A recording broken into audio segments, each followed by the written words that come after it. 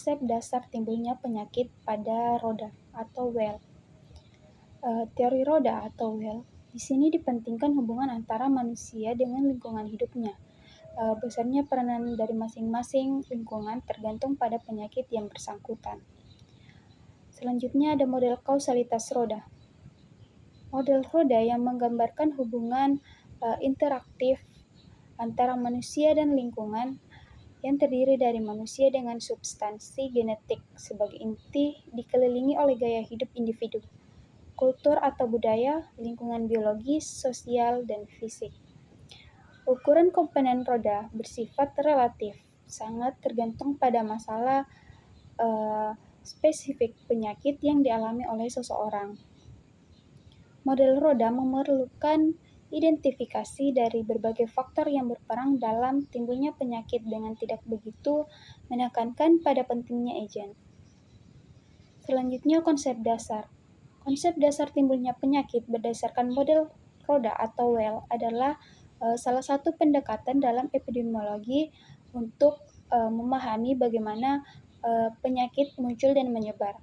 Model ini menekankan pentingnya interaksi antara berbagai faktor yang memengaruhi kesehatan individu. Berikut adalah beberapa faktor yang menyebabkan dapat memengaruhi timbulnya penyakit menurut model roda. Yang pertama ada host atau pejamu, yaitu individu yang rentan terhadap penyakit. Faktor-faktor seperti genetik, usia, jenis kelamin, status gizi, dan kondisi kesehatan umum memengaruhi kerentanan seseorang terhadap penyakit.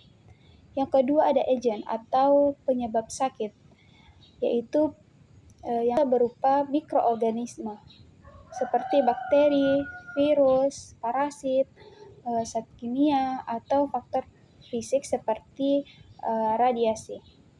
Dan yang ketiga yaitu environment atau lingkungan, yaitu kondisi eksternal yang memengaruhi interaksi antara host dan agen.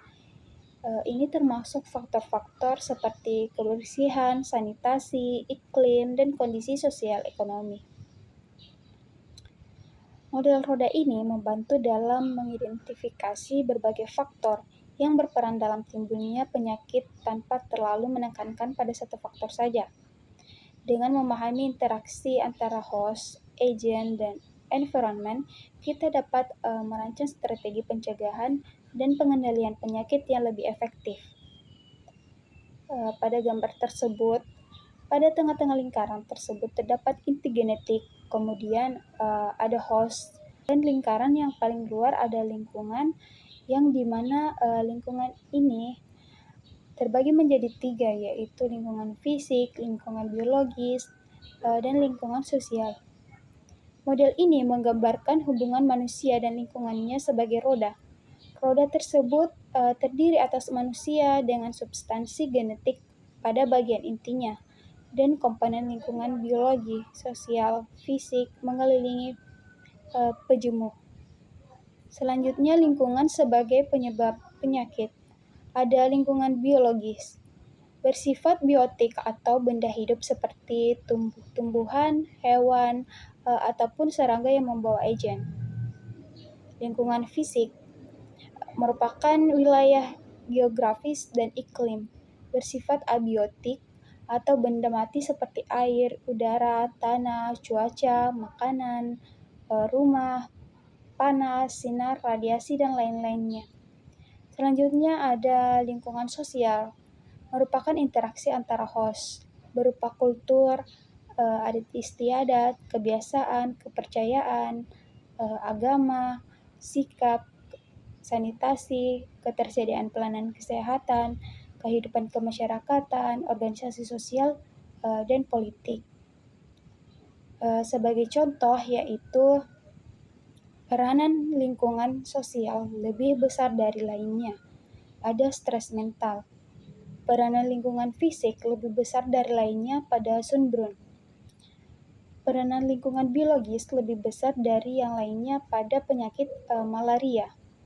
Dan peranan inti genetik lebih besar dari yang lainnya pada penyakit keturunan.